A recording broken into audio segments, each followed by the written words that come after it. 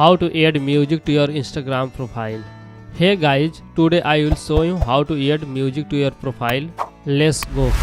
First, open up your Instagram app. Once you are on the home screen, tap on your profile icon located in the bottom right corner of the screen. Now, on your profile page, you will see the edit profile button right below your bio. Go ahead and tap on that. In the edit profile settings, you will see a section called music. If you have already added music before, you will see your previous selection here. You can either edit that selection or tap add music. If you are setting this up for the first time, here you will see a whole collection of songs available to add to your profile. Scroll through the list or use the search bar at the top to find your favorite track. Once you have found the perfect song, just tap on it.